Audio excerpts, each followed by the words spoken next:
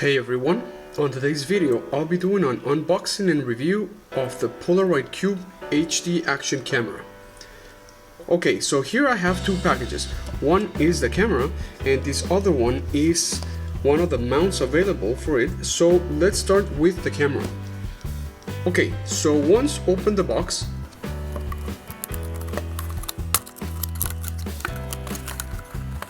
you get some user manuals and warranties. I'll put them aside. And here you go.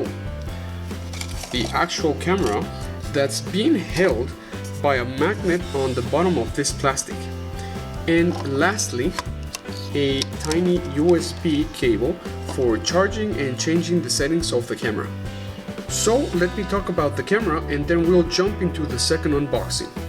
So this camera has a wide angle lens of 124-degree coverage. It's splash resistant and shockproof. It has 720 and 1080p HD video, 6 megapixel photos, up to 90 minutes recording, supports micro SD cards of up to 32 gigs, class 10 only, and of course, the magnet on the bottom to stack it wherever you can. So my review. This is a very small and portable camera to carry around with you at all times. I like that it can record 1080p. Just to keep in mind, in both settings, it records at 30 frames per second only. Here, I'm gonna show you. Let me get this on focus. Okay, so there's a switch for moving 720 or 1080p, the micro SD card slot, and the port for charging and changing settings on your computer.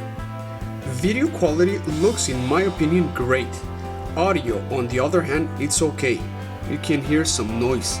If you're using PC, audio won't transfer with the video file, so you'll have to install a third-party software, but if you're using Mac, you won't have any issues. Video recording is split into 5-minute clips always, but can easily be stitched with a basic editing software like iMovie. Photos look okay too. I like that it has the option for it, but they end up looking like a screenshot was taken from a part of the clip. Charging time, it is about 4 hours, and lastly, the magnet. I found that in my daily routine, the camera can be attached to about 40% of things such as handrails, kitchen appliances, or even a car. But the other 60% that couldn't be attached to, I thought were metal. So this is a cool feature, but if there are no metal things around you, it's useless. So I like the camera and I use it quite often for family videos. So if you'd like to see it in action, I'll leave a link in the description below. Now let's move on to the second unboxing. So this is the only mount I've purchased for it. It's the waterproof case and suction mount.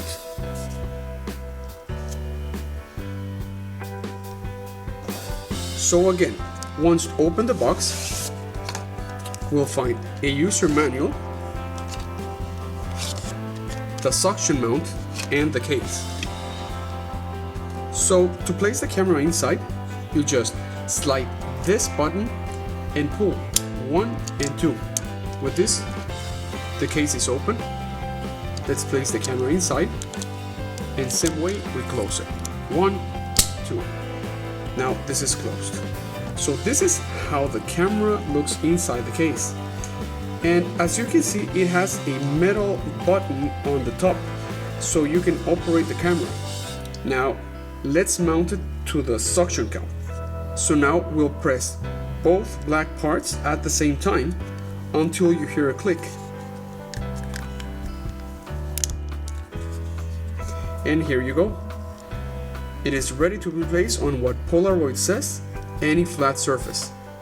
So again, my review on the case and mount. The case can withstand some bumps and falls, but as long as you don't scratch the front, you'll be okay. You won't get almost any audio if it's inside the case. As far as waterproof, I've tested it in water and so far it has worked without a problem. Polaroid says it can be submerged up to 10 meters. Now, I placed the suction mount on the windshield of my car, but after 2 weeks, one day without holding the camera, it just fell. This happened twice. So keep that in mind if you're placing it somewhere you think the camera could get lost. Another thing is that it cannot rotate left or right. You have to detach it and mount it again. What it can do is tilt up and down. So overall, the case, it's a great buy to protect the camera, but the suction mount, I give it an okay. So, hope you find this video helpful. Thanks for watching. Don't forget to subscribe.